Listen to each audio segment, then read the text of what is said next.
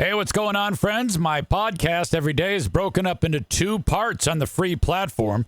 The first part, Act 1, is right now. When it's all done, go right on over to Act 2 to get the second half of the podcast. Thank you so much for checking out my show. Hello, friends. Welcome in to the Eric Zane Show podcast, a daily show where I discuss news, nonsense, and my personal adventures. From right here in the Impact Power Sports studio, Impact Power Sports, online at impactpowersportsmi.com. Great place to go to get fun things with an engine. Yamaha golf cart tricked out so you can cruise around on your property or your neighborhood or the golf course you live off of. They can trick it out for you in any way you like, and the amazing service department that they have. Maybe you want a side-by-side, ATV, UTV, motorcycle, go-kart. They do it all at Impact Power Sports. Head to impactpowersportsmi.com for more information. We have a lot of ground to cover today. I see Ben Glaze is here, and we are preparing for, on the back half of the day, it being a Big Fraud Thursday, featuring show number 101 of Who Are These Free Beers, and of course the Ben and Eric Patreon podcast. Man Bun Chris checks in. He says, EZ, World Cup starts today. You know what that means. Yeah, I know what that means.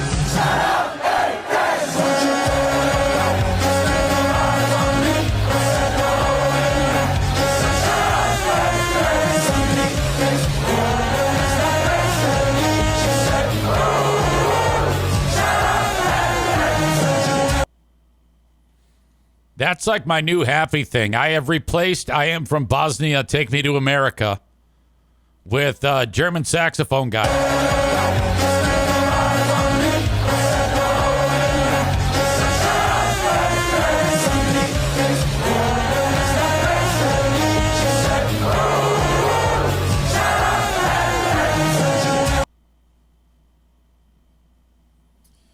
I'm getting some comments that both make people feel equally good.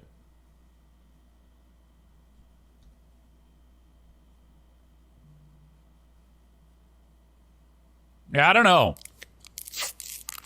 America, I really want to see Statue of Liberty. I can no longer wait. Take me to United States. Take me to Golden Gate. I will assimilate. Okay, that's way too short.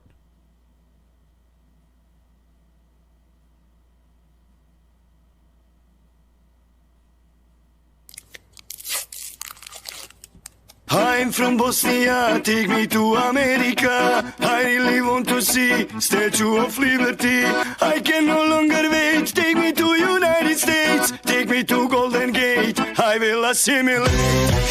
That's the line of the year. Take me to Golden Gate. I will assimilate. Bosnians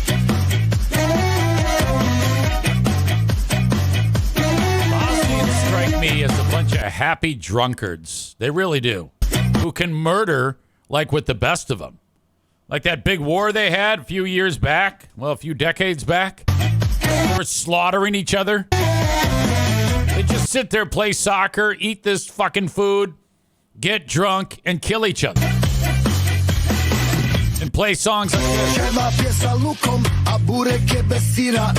I'm from Bosnia, sada svugdje svira. Igraj Bosno, kao nikad dosad. A ono protiv Nigerije nije bio offside. Mostar, Sarajevo, pa sve do Banja Luke. Kad zmajevi igraju, ajmo gore ruke. Svi u glas, nek se zna. Bosna i Hercegovina. I'm from Bosnia, take me to America. I really want to see Statue of Liberty. I can no longer wait. Take me to United States. Take me to Golden Gate. I will assimilate.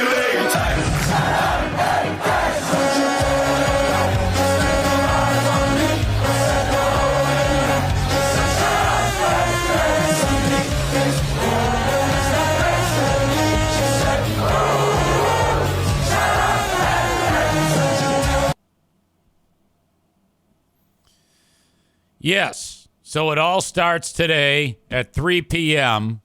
Mexico and South Africa. They're playing in Mexico City in a stadium that holds like 9 million people. The second game is, don't tell me. Okay, you can tell me. Canada. Who the fuck are they playing? And that game is also in Mexico. I'm sorry, it's not Canada. South Korea and Czechia. Tomorrow, Canada plays Bosnia and Herzegovina.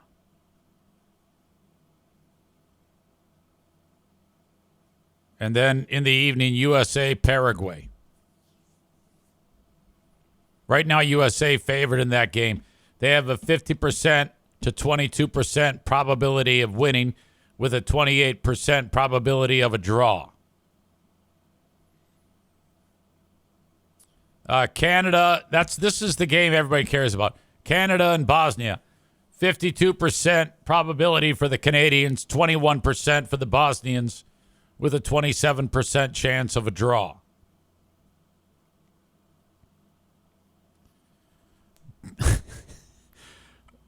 Birch writes, this is setting things up for some third world shithole to start a super spreader in the USA. Well, that's okay. We need it. COVID was not effective. Stay with me here. In an attempt to slaughter our elderly, COVID did not pack as big of a punch. Easy, why in the world would we want to slaughter our elderly? Did you not hear this week that we will be out of Social Security money by 2032? We need a large culling of the elderly population.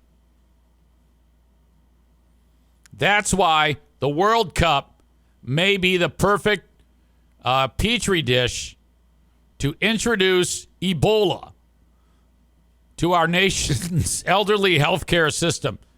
Perhaps maybe go have a couple of the soccer players from whatever country where Ebola is and have them do like a tour of the local old folks' homes, like a goodwill effort. Hey, here you go. I'm from Nigeria, and I'm here in America. I don't even know what countries that Ebola manifests in. Usually some disaster country. And Ebola has a 50 to 95% death rate. So we work that in to the game plan. World Cup, we wipe out the entire boomer population, and then we are set for another 60 years of bliss when it comes to Social Security. Just spitballing here. I mean, there's got to be some. I mean, would you rather have that, or would you rather wait longer to retire and make less money? Fuck that shit.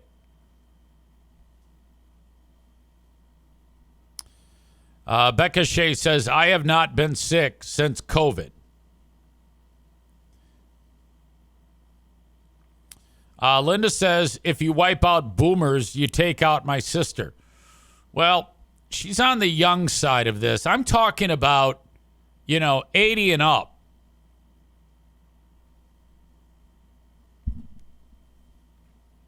Man Bun Chris says, Joe needs another pandemic for free cash.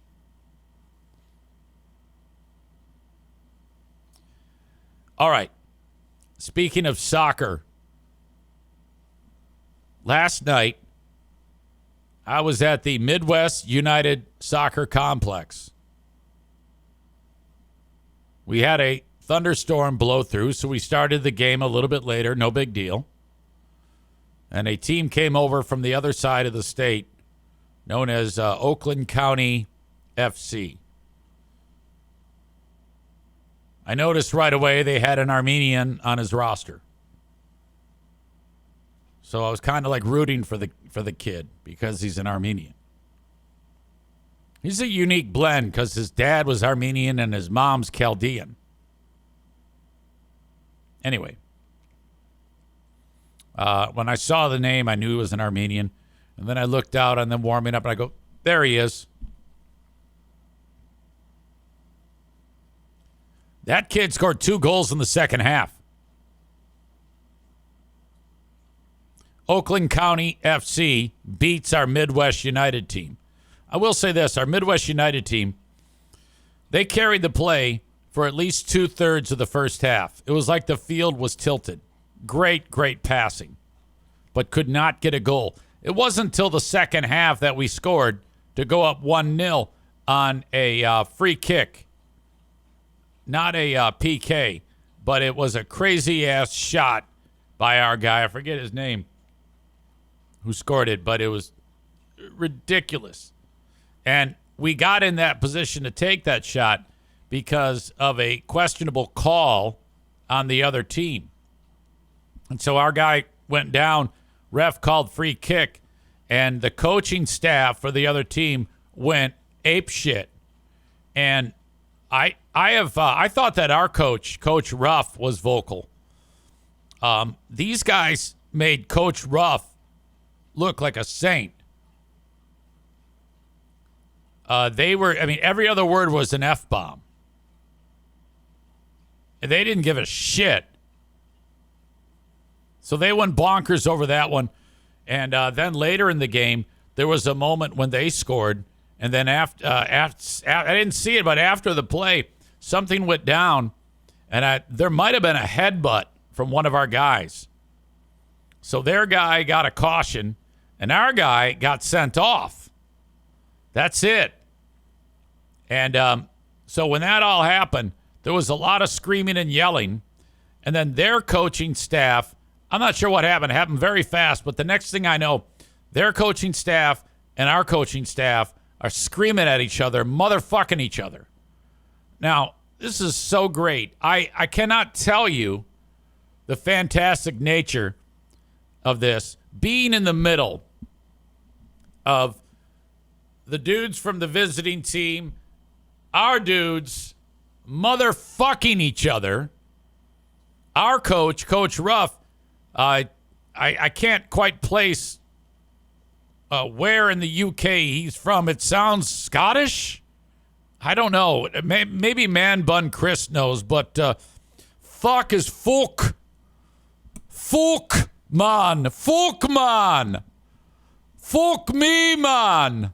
And he says man a lot. Man.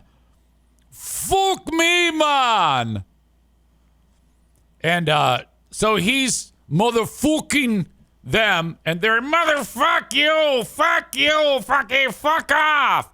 Bradford, England. Fuck me, man. Fuck you, man.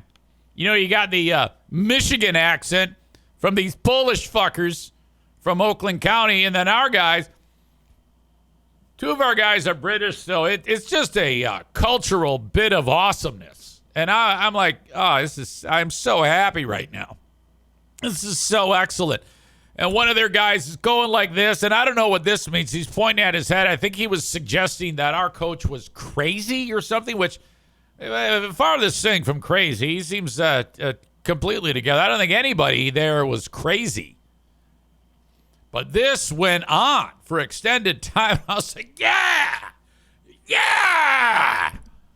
that's how we do it.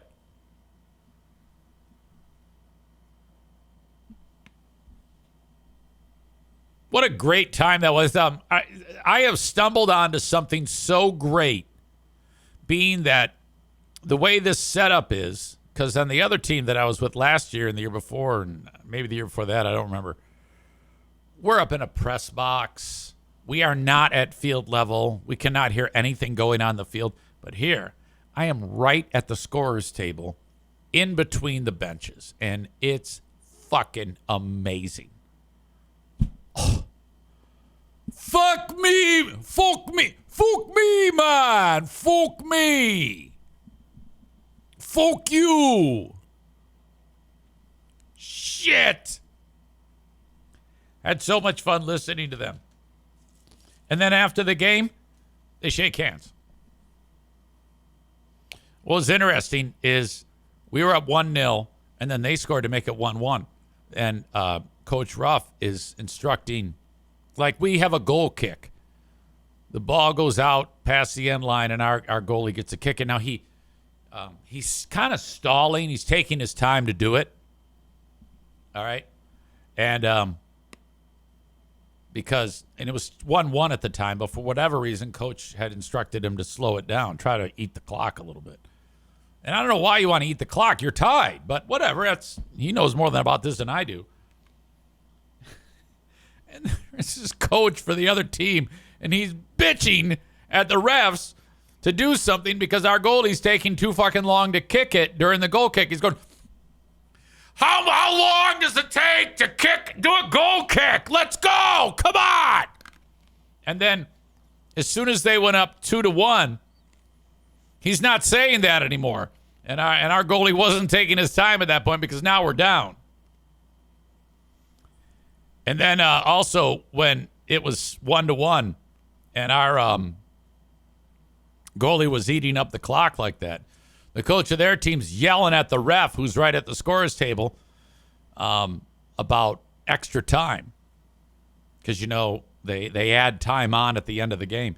He goes, we better have many, many minutes of extra time, like 6+ minutes of extra time minimum. He's like trying to lobby that and get that thought going in case they are still tied. And then hilariously, they go up 2-1, and the same coach goes, so we probably should only get like 1 or 2 minutes of extra time, right? And then he kind of laughs about that when I was like, these guys are classic. They are classic. And the coach of their team might have been one of the largest individuals I have ever seen. I'm guessing 6'5", maybe 6'6", and he was a husky 6'6". Okay? He probably enjoys a few beers and can knock back a couple of T-bone steaks. He's a big, big fella. Big, big fella. Man Bun Chris says they were a very good team. And maybe that's what Coach was thinking by the eat up the clock, because perhaps he was thinking that they really have their game down. But I'm telling you, we were carrying the play to those fuckers early. They didn't know what to do with us. But I have so much fun at those games. Oh, my God. And then the Armenian scores 2 goals. He was great. And the Midwest United, as much as I love them, they fought hard, but they end up falling 3-1. All right.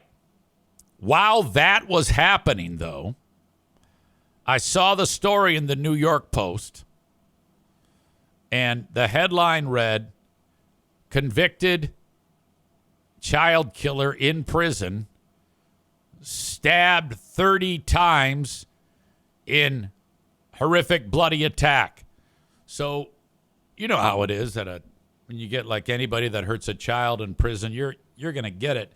And so a bunch of inmates got some shivs, and they went in there Breaking Bad style and went to work on this guy and just slaughtered him. All right, for like 5 minutes, they were stabbing him.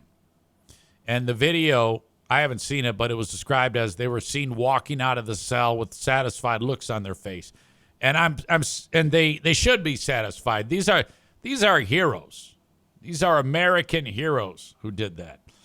And this sets up beautifully for me, because sometimes when I do my "is he okay" joke, it's from a person who might be beloved.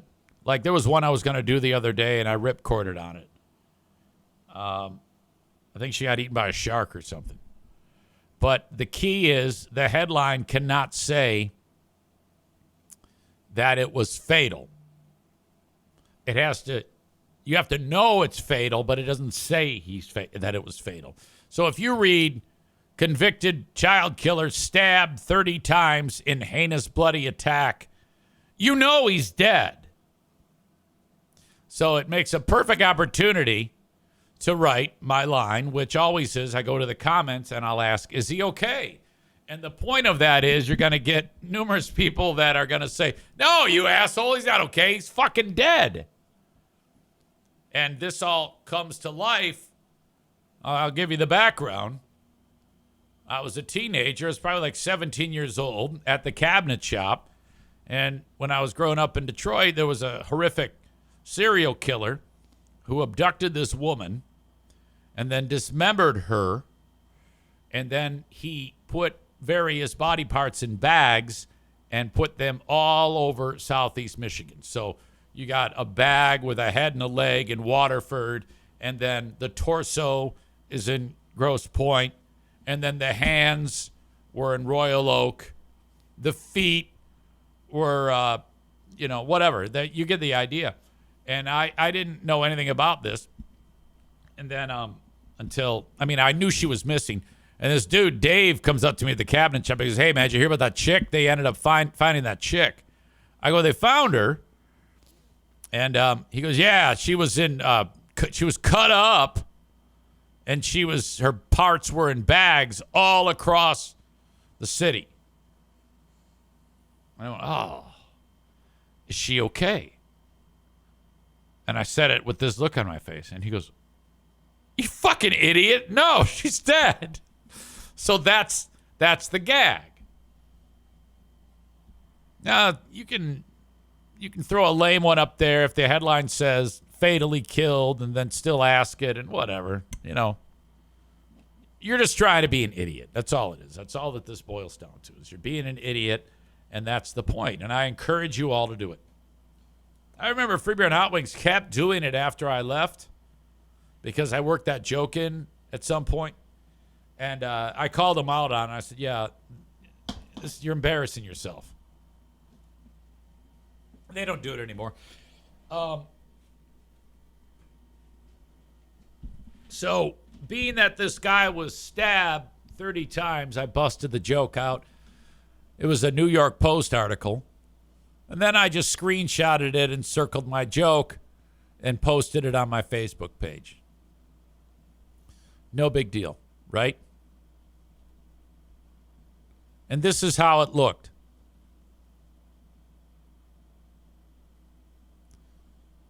That's the dude who's dead. Child killer stabbed more than 30 times by inmates in 5-minute prison attack. And I wrote, "Is he okay?" Now, I haven't even gone back to the article to see the follow-up from randos who I don't know or don't know who I am, to see what they wrote. Probably, and the reason why is because that got pushed aside, because I had people that weighed in on me showing the screenshot and are very, very upset at me. Tony says, "Not only did you perfectly execute the joke, you also roped in a dude that thought you were serious and cussed you out. Oh, that is just special." And I'm like, "I did? I roped somebody in who thought I was serious?" This guy, John, wrote, "I love that a child killer was stabbed multiple times." No, that's not the one I was looking for. Oh, it might not even be here now. Okay, here it is. John wrote, "So you're hoping the child killer is okay? Piece of shit." Yeah, I know. I'm playing into your bullshit marketing and giving you exposure. But fuck off, dude. I'm like, shit. Now, people try to help him out, and they go, "Yeah, I think you might have missed the joke. Google sarcasm. It'll be enlightening." And Michael wrote, "Learn how jokes work." Now, I mean, he might not know that. He probably doesn't know the joke. I'm sure he doesn't know the history behind that joke.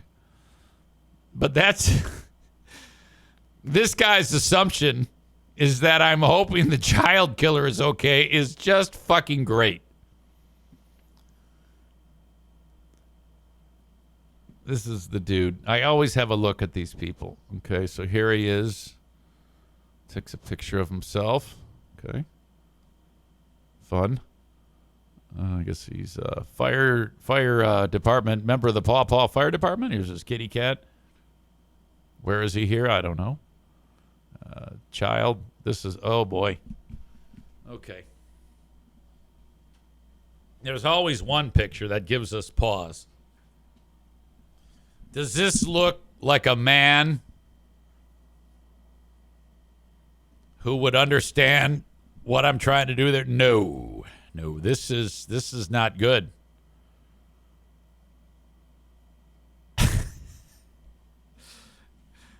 Red Bull Brain Chris says, oh, there you go. That's all you got to do. So at some point today, I got to take a screenshot of this and follow up. Wow. Sometimes when I see how hideous a person looks, I'm just blown away that they would ever attempt to flex. When you look like that, you just can't do it. Okay. All right. Anything else? No. Okay. All right. This is from several years ago.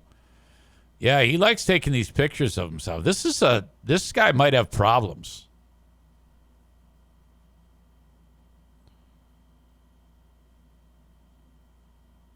Yeah, there's something wrong with this guy.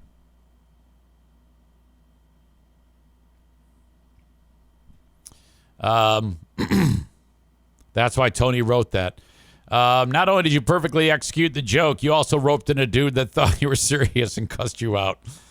And then this person says, this Christopher fellow says, not a good joke or executed well at all. That's a third grader's joke. This guy thinks he is funny, but never has been. That's why he was kicked off a much better radio show years ago. He's just annoying.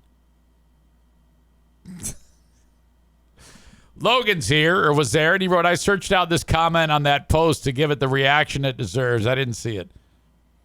And then Christopher is back, and he says, no, he doesn't. It's a rookie joke. 1 out of 10. He doesn't like it. Oh, my God. People are fucking insane.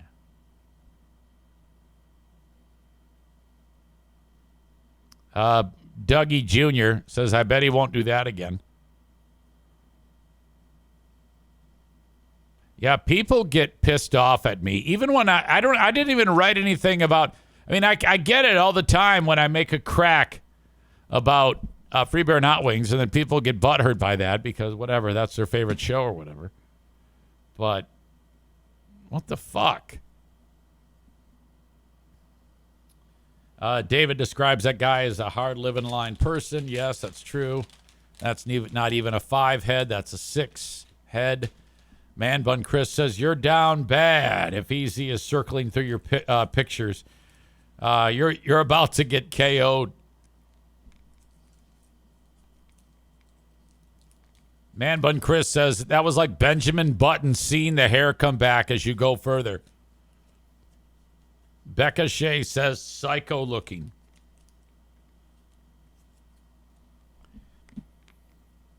So I was excited that happened. I mean, honestly. But let's get back to the story. The fact that a child killer was stabbed more than 30 times.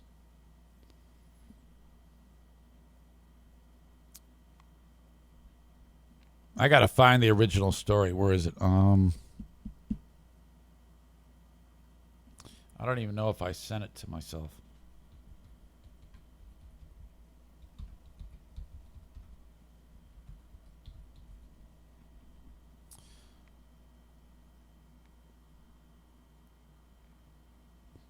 This happened in the UK. Kyle Bevan serving a life sentence for a 2020 murder of his 2-year-old stepdaughter. Ugh.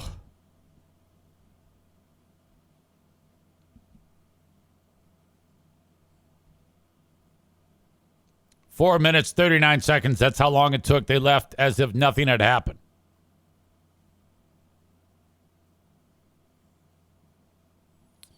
He had kept to himself inside the prison.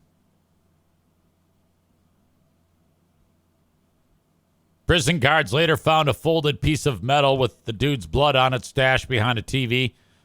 Fellows and Newells were serving life sentences for murder when they launched the attack.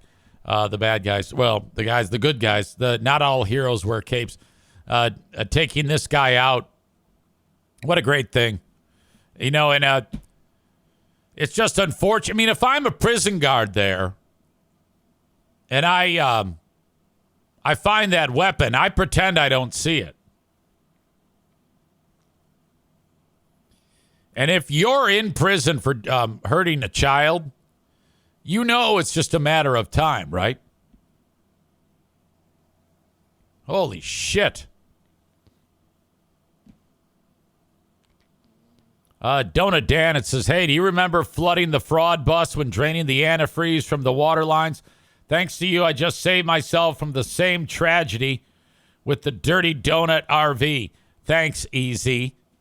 Okay, so I know that you're getting ready for the Dirty Donut, and the Dirty Donut RV has to be in place. Yeah, it's very important when that kitchen sink, when you're getting ready to de-winterize it, that you take those inserts that go over the sink to help make more countertop come out of there for when the water turns on. Or just make sure that the valve is shut off when you turn the pump on, or else you are fucked. I'm glad. I'm very happy that worked out for you.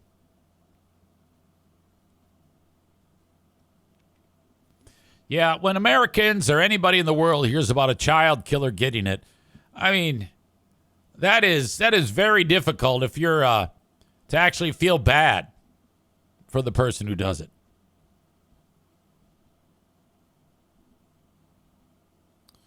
Anyway, that guy got exactly what he deserved. Suggestion that back to the soccer game, when the coaches were fighting, it would have been outstanding at some point to maybe try to settle things down a little bit.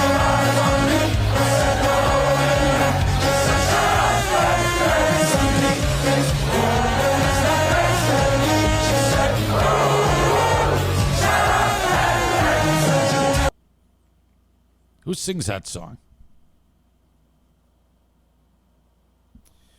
Man Bun Chris says, so the big fraud bus, 1, provides content. 2, helps people not make the same mistakes as big fraud Zane. Yeah. Anyway, got home late last night. That was a bummer because the game started late. It was already a late start. They start these games at 8 p.m. Whatever. Not the end of the world. I don't care. I like them so much. But ended up getting home like at 11. So, and then Darla would not sit still. She's trying to hump O'Neill all night. That's her thing. Before bedtime, she wants to hump. I'm like, Jesus. Finally get her settled down. She's having a hard time because Diana's not there. She went off gallivanting. She's hanging out with her cousin. Now, I shouldn't say gallivanting. The cousin is ill. This is Mimi. She went to a damn Tigers game yesterday with Mimi's ex-husband. Nice, great friend of the family, John. One of the most generous people on the planet. Since the school year ended, Pooh Bear has been jet-setting like you wouldn't believe. And I've noticed that it's a time of year when things need to get done. And there have been more than, like last week, she was, when I say jet-setting, she was volunteering at a summer camp for special needs children. That's not exactly jet-setting. So I don't want to give you the wrong idea that she's summer vacation starts and she's gone porking young people. No. She volunteered at a summer camp for special needs kids, but she wasn't here. So, and now I'm here, and she sees how much time it takes to do all of this that's happening right now. And some people think, oh yeah, you just talk for hour and 45 minutes to 2 hours every day, no big deal, and then you're done, right? No, there's so much more to it than that. Bunch of boring stuff happens off of the podcast. But I don't have time to get any fucking thing done. And then that gets into my head because shit's not getting done around here, and it makes me feel bad because, like, the backyard for the pool parties which I do not attend, but Pooh Bear and all the girlfriends, they hang out in the backyard and they lay in the pool and they get half drunk, and then that's that, and then they eat. They have like a fucking buffet set up of booze and food to eat, and the yard has to be a certain way, and it's not up to par yet, and it's already the middle of June, and it's driving me fucking crazy, and I'm having anxiety about it. Because she's like, okay, hey, while you're gone, because I'm going to go up north tomorrow, maybe we can have a pool party. And I like, look, it's the backyard is it's just not the way it needs to be. The pool isn't set up yet as good as it needs to be. I mean, you could use it, but I like it to be a certain.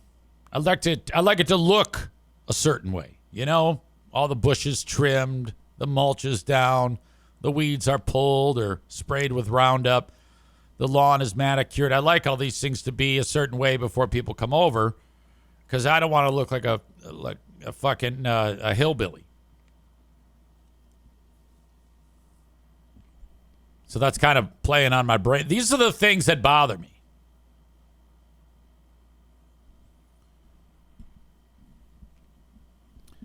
David says, Mr. Pop Pop, pool party time.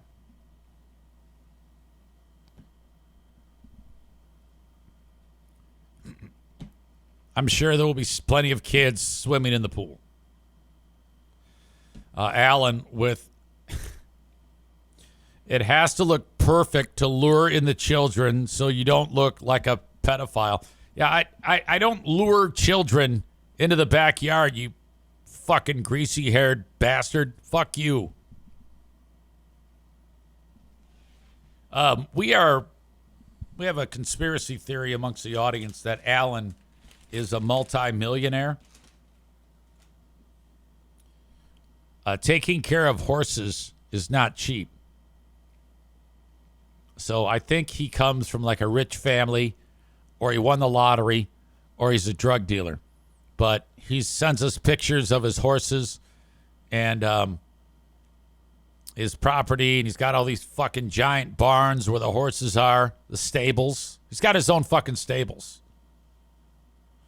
And then he takes these horses and he has a wagon, like a period correct wagon. Like if you ever saw the TV show Deadwood, and he fucking dresses up like Doc Holliday. I'm not kidding you. For the Wisconsin State Fair, and tools around, and people like throw underwear at him. He's a big deal. He's happening.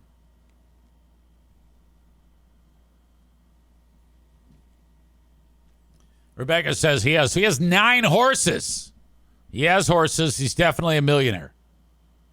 Have you ever had to put a horse out of its misery? I always have questions for people because that's a thing, you know?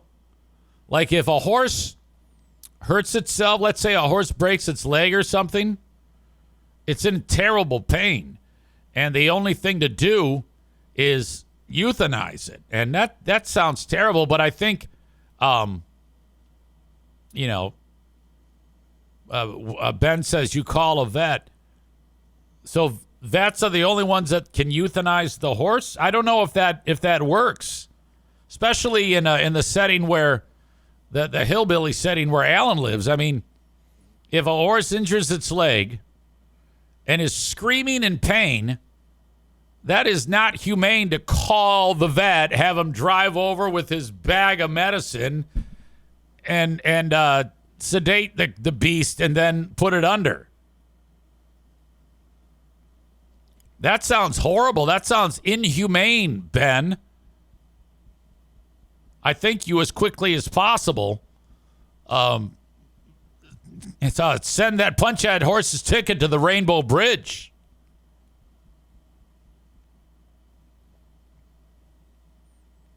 Alan checks in with, we do not call the vet when it's time for that. Yeah, Ben doesn't know what the fuck he's talking about.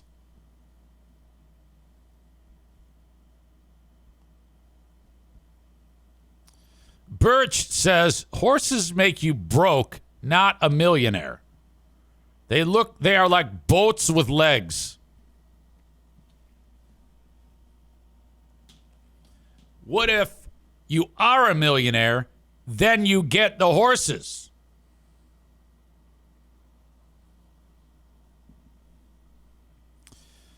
Linda says, I begged my dad for a horse when I was a kid. He said they were the dumbest animals on earth. LOL. I don't like that. Bread Bowl Brain Chris with a horrific comment of you unalive it, you pew it in the face, and then you eat it.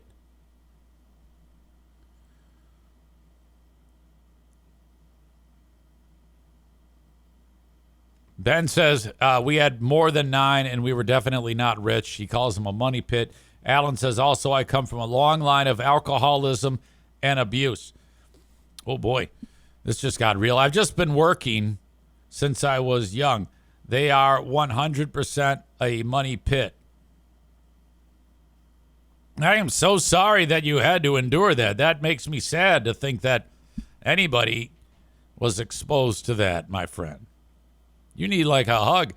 It's a damn good thing you've got such an amazing family so you can forget about all that nonsense that happened to you.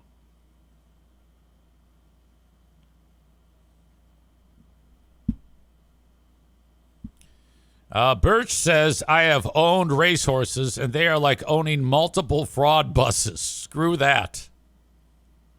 I'm going to tell you right now, if I win the Powerball, I am getting a farm.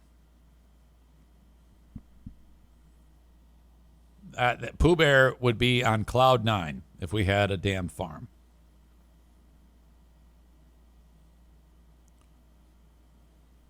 I don't know if I would open it up for people to hang out with. I don't know if I want anybody around them. I'd be secluded, off the beaten path. Sometimes you see these pieces of property up north at Fear Bunker North where you'll be cruising along, very lightly traveled road, and you see like a dirt road off of that road, and you follow it, and it winds in for like a mile, and you can't see anything from the road. It's trees fucking wall to wall on both sides of the road that you were on. But if you were to look at a satellite view of it, you follow that road in, and there's a goddamn castle in there. Linda said you can never leave or have to hire people to take care of the animals inside. No, I wouldn't do it. Of course I'd hire people to do it. If I win a Powerball, it's worth $1 billion. Oh, hell yeah. Alan says, buy a farm, I'll run it for you. Yeah, of course. You'd have to move to Michigan. I'd pay you well. How much would it cost me to have you take care of all the animals? And my job is just to pet them and say hello to them. I would start you at $200,000 for that job. And you can live on the property for free. Donut Dan says you could buy the old radio show and fire them all. Don't think I haven't thought of that. If that were to happen, I would never fire them. In fact, I'd pay them more. But I would put them on like the worst time spot. Like 2 a.m. to 6 a.m. Or 1 a.m. to 5 a.m.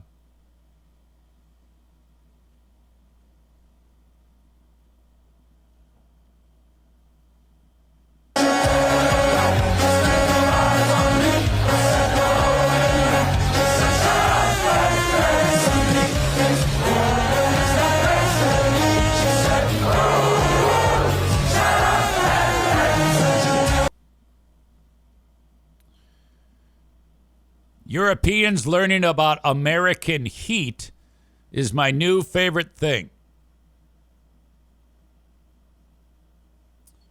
Raymond James Stadium. I think that's in Florida.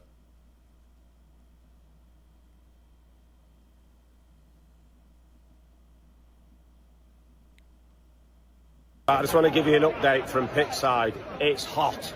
It's more than hot. How hot is it? Too hot. Too hot. How hot is it? Roasted. How hot is it, mate? Fucking boiling. It's the hottest we've ever been. Come on, England!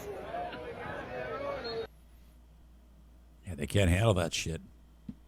Check out X. He did some bangers for the Euros. Saxophone guy, well, where do I go on X?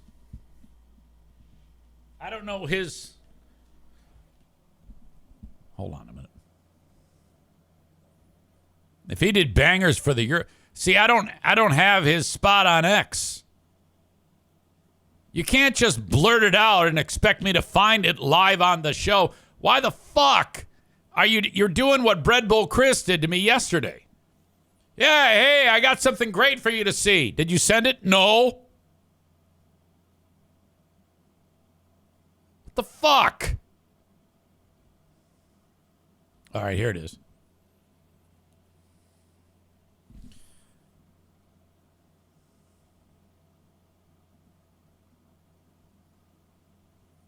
Here is the same dude doing his thing.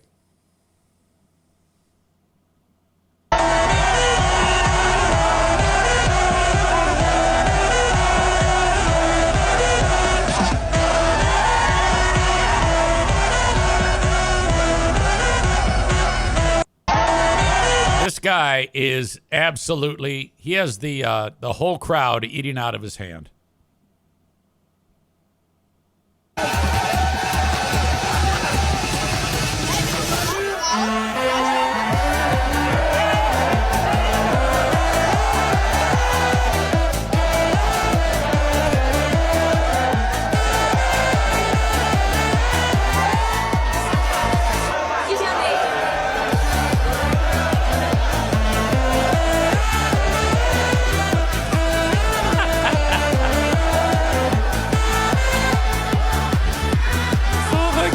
I can't get enough of this fucker.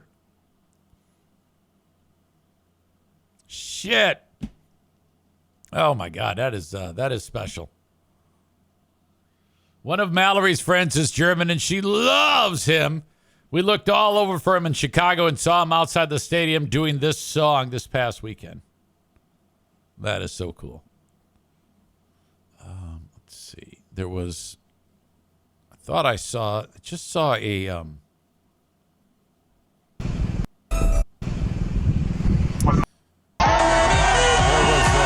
something about Wemby got an egg thrown at him. Did you guys hear about this?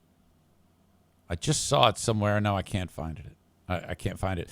If you were watching the NBA last night, the finals, I actually turned it on. Somebody just threw a perfectly good egg at Wemby. New York fans are ridiculous. I've got a couple of clips to prove that. Just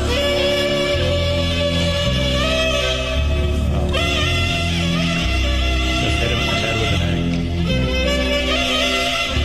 egg.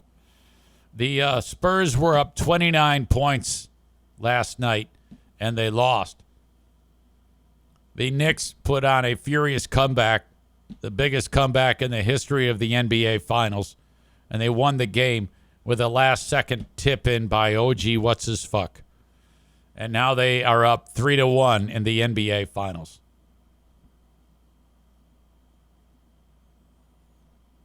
Let's see. There's another clip I want to share with you.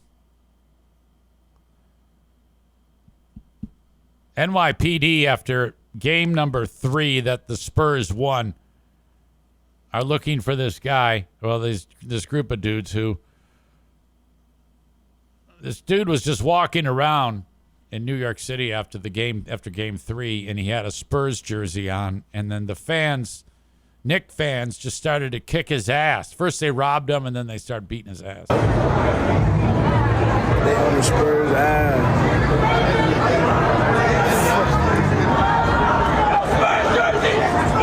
Okay, Spurs jersey. Oh shit, they on him. Oh shit. Okay, this guy right here walking alone with the Spurs jersey. Get on his ass. Fuck the Spurs. Fuck the Somebody steals his necklace or something. Steals something from him. Fuck me on me. Fuck me on me. Oh shit. Oh shit. Oh. What are you hopping that nigga?